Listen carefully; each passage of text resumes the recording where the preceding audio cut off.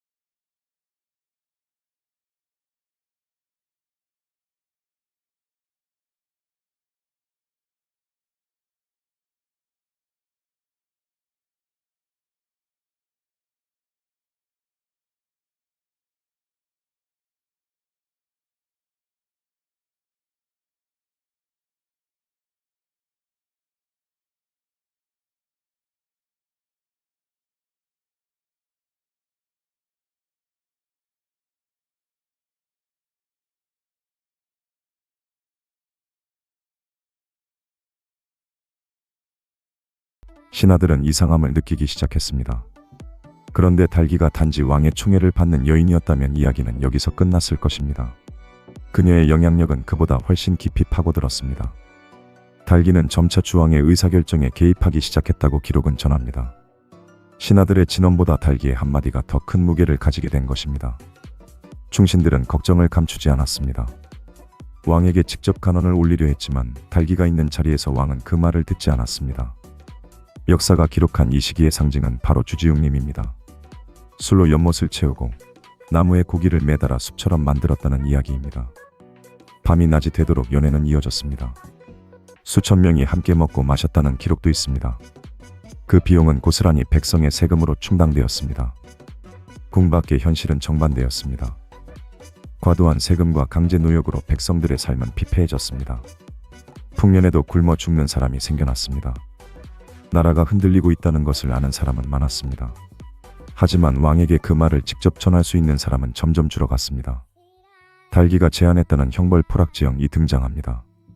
기름을 바른 굴이 기둥을 숯불 위에 가로질러 놓고 죄인에게 그 위를 걷게 하는 잔혹한 처벌입니다. 기록에 따르면 달기는 그 광경을 보며 웃었다고 합니다. 그 웃음소리의 주왕은 오히려 달기를 기쁘게 했다며 형벌을 더욱 즐겼다고 전해집니다. 충신 중 충신으로 불리던 비간이 있었습니다. 주왕의 숙부이기도 했던 그는 왕에게 정면으로 간언을 올렸습니다. 이러다간 나라가 망한다고 말이죠. 그때 달기가 말했다고 합니다. 성인의 심장에는 구멍이 7개 있다던데 비간이 정말 성인이라면 확인해 보시죠. 주왕은 그 말을 듣고 비간의 가슴을 열라 명했습니다. 비간은 그 자리에서 죽었습니다. 왕의 스승기자는 미친 척을 하며 겨우 목숨을 건졌고 왕의 형미자는 조용히 나라를 떠났습니다.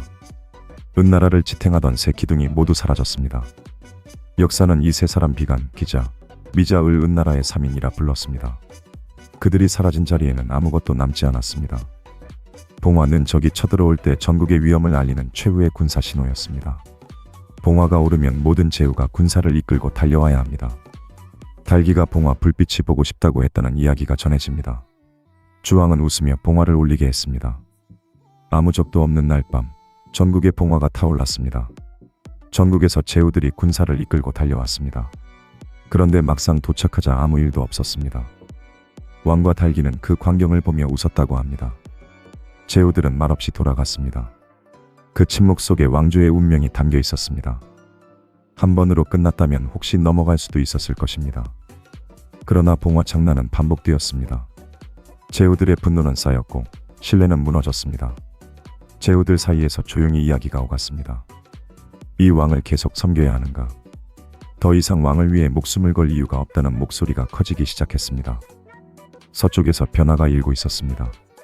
주나라는 작은 제후국에 불과했지만 현명한 지도자 아래 꾸준히 세력을 키워왔습니다. 주나라 문왕 희창 은덕으로 나라를 다스렸습니다. 은나라 주왕의 폭정 소식이 퍼질수록 주나라로 귀의하는 사람들이 늘어났습니다. 주왕은 문왕의 세력이 커지는 것을 경계했습니다. 결국 문왕을 유리에 가두었습니다. 그 감옥에서 문왕은 역경을 지필했다는 전설이 전해집니다. 문왕이 감금된 채 세상을 떠난 뒤 아들 무왕 희발이 뜻을 이어받았습니다. 그는 아버지보다 더욱 적극적으로 은나라 타도를 준비했습니다. 무왕 곁에는 강태공이 있었습니다. 낚시터에서 발탁된 노인 참모. 그의 전략과 무왕의 결단이 합쳐지면서 은나라를 향한 포위망이 좁혀졌습니다.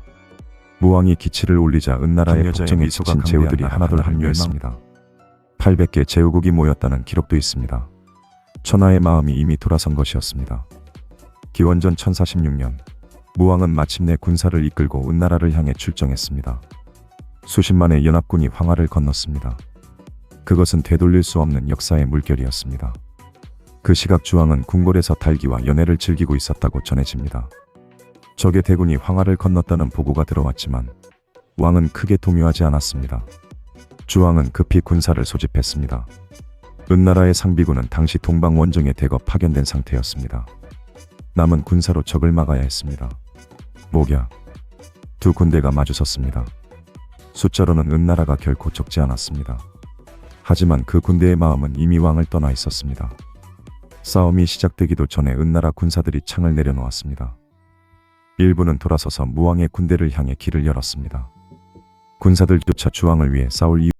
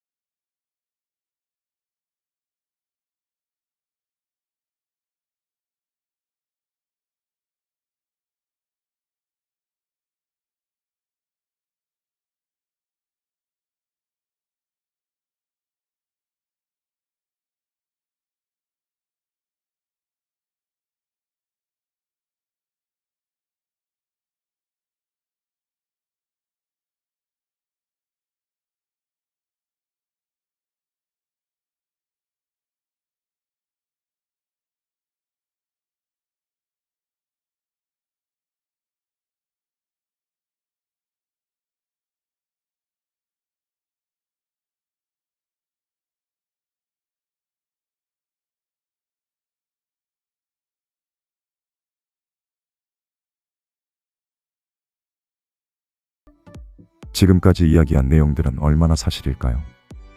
역사학자들은 오래전부터 이 질문을 던져왔습니다. 가장 오래된 사료인 상서 나사기에서 달기 관련 기록은 매우 단편적입니다. 주왕이 달기를 총애했다는 것, 그것이 거의 전부입니다.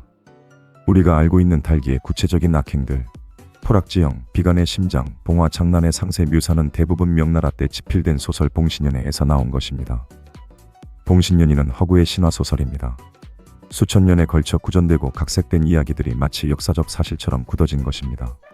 달기는 그 이야기의 가장 편리한 악역이었습니다. 실제 은나라 갑골문 기록에는 달기의 이름이 등장하지 않습니다. 은나라 멸망의 원인을 분석한 현대 역사학자들은 외부 세력의 성장, 내부 귀족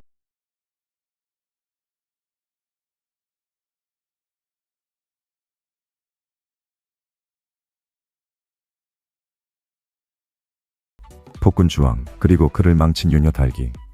이 구도는 매우 효과적이었습니다. 중국 역사에는 왕조가 바뀔 때마다 나라를 망친 여인이 등장합니다. 하나같이 절세미인이고 하나같이 왕을 홀렸으며 하나같이 모든 책임을 떠안습니다. 포사, 서식, 양귀비. 이것이 정말 우연일까요? 현대 역사학자들은 이 패턴을 경계합니다. 권력을 가진 남성의 실패와 욕망을 여성의 탓으로 돌리는 서술 방식. 이것은 고대 중국만의 이야기가 아닙니다. 달기는 분명 실존했습니다. 그러나 그녀가 정말 어떤 사람이었는지, 어떤 생각을 했는지, 어느 정도의 권력을 가졌는지 우리는 알 수 없습니다. 수천 년의 이야기 속에서 진짜 달기의 목소리는 지워졌습니다. 악녀라는 이름은 쉽게 붙고 좀처럼 지워지지 않습니다. 어쩌면 달기의 진짜 이야기는 왕조의 흥망이 아니라 역사가 한 사람의 이름 위에 얼마나 많은 것을 덮어씌울 수 있는가에 대한 이야기일지도 모릅니다.